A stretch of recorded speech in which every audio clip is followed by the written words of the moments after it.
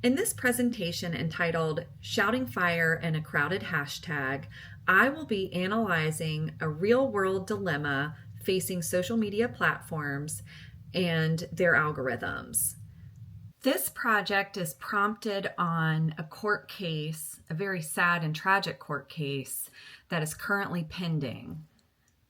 In 2021, a 10-year-old girl named Nyla was on TikTok, and the TikTok algorithm suggested that she watch some videos about a hashtag blackout challenge. The little girl watched the videos which promote choking, and she tried it and accidentally choked herself and died. The mother, understandably devastated, has sued TikTok for their part in showing her this video. This case is devastatingly sad, and obviously, social media platforms need to take it seriously and make decisions to prevent any sort of thing like this happening again. So, in this presentation, I'll be using the Ethical Business Leaders Decision Tree to analyze the legal issues, how leaders need to also balance shareholder value, and finally, what kind of decision-making tools they should use to make the most ethical decision for the future of their company as it relates to the algorithm to keep public and individuals safe. Before I dive into the legal issues, I'm going to talk about what is the algorithm, because there's a big distinction between the third-party content and the algorithm. The algorithm is something that the social media platforms control, and it is the base of everything that keeps users engaged. It keeps advertisers serving up their ads to the people that they want to see them. That is their business platform. That is their product, if you will, is their app has very sophisticated algorithms that track what users like and engage with in order to serve up more content like that. So I'll start out by saying there's no doubt that the algorithm that these social media companies have developed works. Otherwise, why would I have dog cigarettes? I was not looking for dog cigarettes, but then this cute little video of a dog carrying around a dog cigarette popped up on my news feed. It wasn't somebody that I subscribed to. It was somebody that the algorithm magically delivered to me. And here we are. Come here, Riley. There you go. Here's your dog cigarette. There you go. Let's see. Riley, look at me. Ha ha ha ha.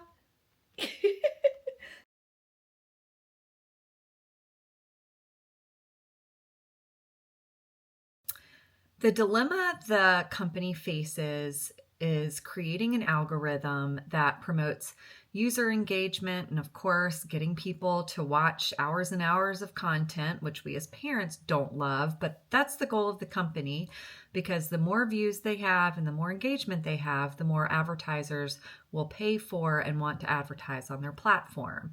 However, they do have responsibility to the public to make sure that the content that is being shared on the platform, created by third-party users, is appropriate and is not going to create harm.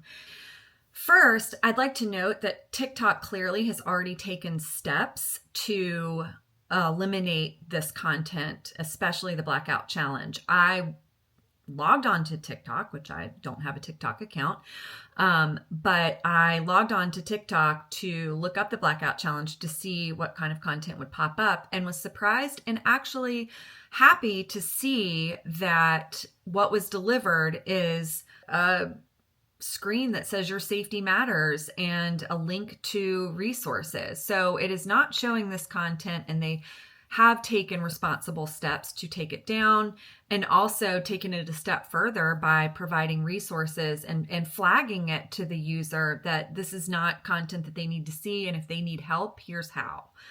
The first step in the ethical business leader's decision tree model is to determine if the proposed action is legal. So one of the key takeaways for this course is to know when to call an attorney. And so that is what I did. I called my friend, Mary Madison Langway, a local attorney. She focuses mainly on family law, but her law firm takes on cases, consumer protection cases. And we were talking about this case and this project, and she had a couple of key insights that I'd like to share. Liability themes out there, and one could probably fashion a case like this person did, where there is almost a presumed duty to the public when you are a huge internet that has access to the worldwide. I think what they're probably doing is presuming that there's a duty to the public to do no harm, which is kind of a very general statement. Okay. And I envision that there will be a law passed. I don't know when, how long, that will have them liable for certain actions. Yeah. This one could potentially fall in that category. One, because of the danger associated with it. Two, because TikTok allows 13 and over people to access it, and so you're dealing with minors. Yep. And third, because you're talking about something that they can control the content to some extent. I think that's the key. Now, there are many legal issues at play, but in this presentation, I'm just going to focus on a few of them. The key legal issues here focus on the First Amendment and the right to free press and free speech. First, we need to determine, is the algorithm considered first-party speech or third-party speech? Next, if the algorithm is third-party speech, is it protected under the Communications Decency Act of 1996? Finally, if the algorithm is considered first-party speech, are hashtag challenges that are harmful to individuals and the public considered protected free speech or unprotected free speech?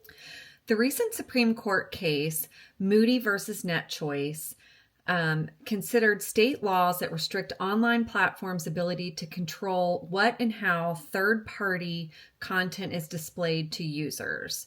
So that is the algorithm.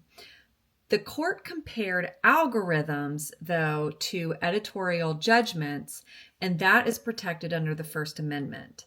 Therefore, algorithms, according to this recent Supreme Court case, are actually considered first-party content, not third-party content. Social media companies are protected by Section 230 of the Communications Decency Act of 1996. This act gives social media companies immunity from content that is posted on their website, third-party content. So this means you can't sue Facebook for a child bullying another child online because the social media company did not create that content. They are hosting that content, and that means it is third-party content that is protected from this act. But what is not protected is first-party content. So therefore, if the algorithm is considered first-party content, it does not fall under this Communications Act. The next question we need to answer is the blackout challenge and something similar, which could create harm. Is that going to be considered protected or unprotected free speech?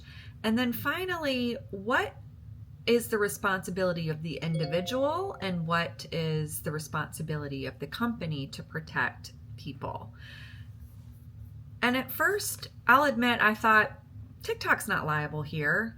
But when you look at similar court cases over the years, starting with the famous example in a Supreme Court decision in 1919, written by Supreme Court Justice Oliver Wendell Holmes, who said, "The most stringent protection of free speech would not protect a man in falsely shouting fire in a theater and causing a panic."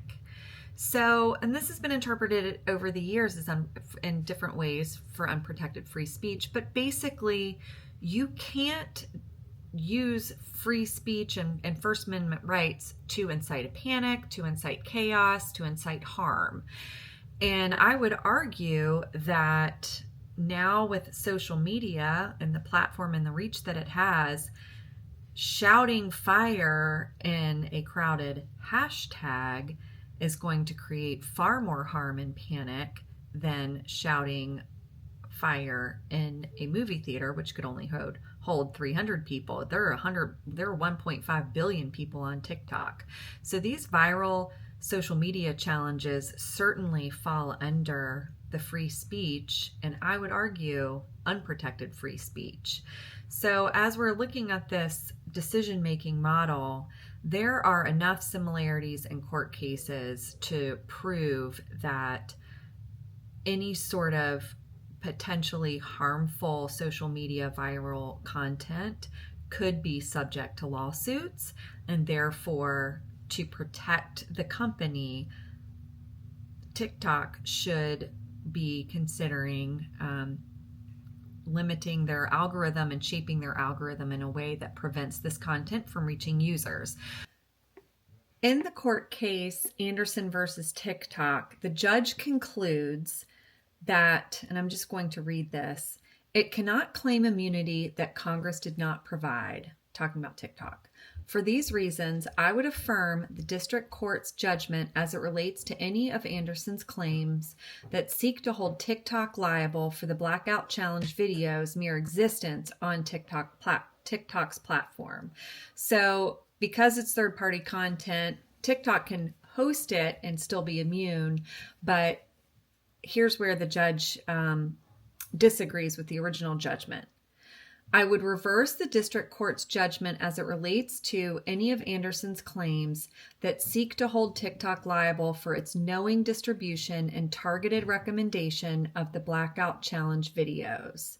Accordingly, I concur in the judgment in part and dissent in part. So again, this judge is agreeing and with the Supreme Court's interpretation that the content that the third party content is the content creators posting the videos. TikTok is not liable for that, but what they are liable for is the algorithm and sharing those videos to people that didn't subscribe to that content and have their part in making those videos go viral. So the algorithm, again, is first party content, and the users posting videos on the platform is considered third-party content. Because of this, TikTok is open to lawsuits. TikTok and other social media companies are open to lawsuits for any sort of public harm or chaos created from viral videos that are shown to people based on their algorithm. The second part of the ethical business leaders decision tree model is to look at the stakeholders that would be impacted by any decision that is made by the company. So a few of the stakeholders that I identified are the obvious. You've got the executive leadership team of TikTok. You have the shareholders of TikTok stock, anybody that works for TikTok. You've got all of the users on the platform. And then I also thought about parents of TikTok users, because we actually influence whether or not our kids can be users on TikTok, and advertisers. So TikTok's advertisers would be their customers. And then finally, other similar social media platform companies would also be impacted by any decision that that TikTok makes in regards to their algorithm, especially if the decisions or policies are aimed at keeping users safe and preventing harmful content from going viral and reaching a lot of users on the platform that could potentially end up in tragedy, like little Nyla attempting the Blackout Challenge. I asked my son to give his take on what the algorithm is and also show us the kind of content that he sees. This is Thomas. He is my 14-year-old son. He's in 9th grade. Thomas, when did I let you get on TikTok? I can't even remember. Like a year and a half ago. And I was not happy about it, but you talked me into it, and you said you'd be safe, right? Mm-hmm. Okay, so do you know how the algorithm works? Can you explain it? So technically, it'll focus on your watch time and your likes, and based on that, it'll give you a more like feed of what you like, and then every once in a while, throw in like other certain stuff, and then it'll try and get you hooked onto that. Okay. Or if it's on things that you like search up, then it'll also show those. Okay, so let's see what's on your TikTok. I'm guessing a lot of basketball and snack videos. Okay, what else? Are these people that you follow? No. Some of them are. Like, this is a tech YouTuber. Oh, okay, and you just liked you didn't even watch the video and you liked it. Yeah, because I saw it. And then there's, like, Christmas stuff that shows up. Okay. More Gaming stuff. All right. But some of these people are people that you follow. Yeah. And then there's like football stuff. Just parents of kids who are of age to be on social media would be stakeholders in any sort of major action that TikTok or social media platforms would take. And so I was curious about my parent friends, how many of their kids are on these social media platforms, what social media platforms they're on, and then how much they trust the platform to show their kids appropriate content. So I had 38 people respond, and of the 38 people, only one did not have a child that was on some social media platform. The largest is YouTube. Next was Instagram. TikTok and Snapchat came in third. So those are the big 4 social media platforms that this survey produced. And like I said, it's just a small group of people, but I just thought it was interesting to see what platforms the parents knew their kids were on. And then the age ranges, I asked what was the earliest age they let their children get on these platforms, and most were around 13 or 14. There were some that were 10 and 11, but most were 13, 14, and some that were 12. So kind of the middle school age range is when parents are letting their kids download these apps. Now, TikTok, the age limit is 13. So there are certainly kids that are under the age limit on the platform, and anyone under 18 is obviously a minor. So decisions that TikTok makes need to take into consideration that a lot of minors are on their platform, and they need to know that content that reaches those young kids needs to be appropriate. So then I asked, do you feel social media companies have an obligation to protect children from dangerous content? I thought this was interesting. 76% of the respondents said yes, they do. The rest of the responses varied, and with comments saying that ultimately it falls on the parents, that the parents need to be involved in what their kids are watching, and it's ultimately their responsibility to make sure that the content that their kids are watching is appropriate, not the social media companies. The final was, do you trust that social media platforms to limit inappropriate content that your children see? 94% said no. I think only two people said yes, that they do trust the social media companies. When they're looking at their algorithm and also knowing exposure to lawsuits, of course, they need to also factor in short-term views versus long-term growth. And I would argue to the leadership of social media companies that they're going to have longer term growth the more they can responsibly control the algorithm to prevent inappropriate content from reaching kids for certain, but also just any user. To maximize their shareholder value, TikTok is going to need to gain public trust, and they're going to need to retain users. And more users and user engagement means more advertising profit. So that's how they're going to eventually make money from their platform. The final step in the ethical business leaders decision tree model is to analyze the ethics of the dilemma. And so first, I'm going to talk about it from a utilitarian ethical decision-making model, which is the proposition that the ideal action would be to maximize the total benefit for everyone involved. So not one person over another, but what's the overall benefit for everyone.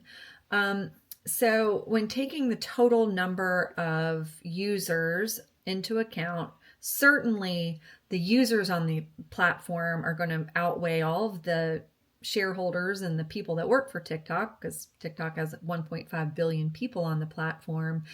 So when you take all of the users into account, the ethical decision would be to prevent the spread of dangerous content that could potentially incite harmful actions in others and in their users.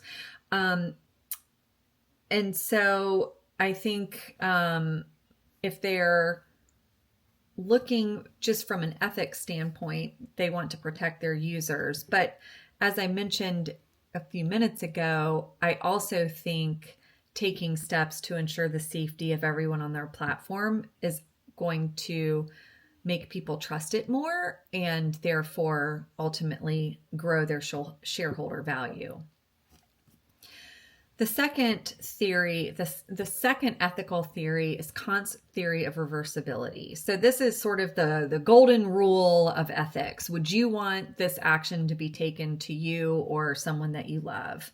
So in analyzing this, would the TikTok decision makers and their shareholders want harmful challenges and content that encourage harmful actions shown to their own children and family members? So in looking at making a policy around these TikTok challenges and how the algorithm shows information, they would analyze it based on, would I want my little 9-year-old to see this content? How would I want this delivered to her phone? And in doing so, I think that they would probably take pretty strict measures to make sure that any harmful content is not reaching so many users, and particularly making sure that these challenges that could incite harm are prevented from being shown to too many users, either deleted from the platform or at least not being picked up and going viral and being recommended as a video to watch. The final theory of ethics I'm going to use to analyze this dilemma is categorical moral reasoning. The core principle of this theory is doing the right thing no matter the result. So legally, this may not be necessary due to laws already in place, but limiting the algorithm to ensure only safe and appropriate content is delivered to users it is the right thing to do according to categorical moral reasoning. And furthermore, just the right thing to do is to protect people. So using this theory also indicates that TikTok needs to be protecting their users and creating an algorithm that ensures the safety of their users.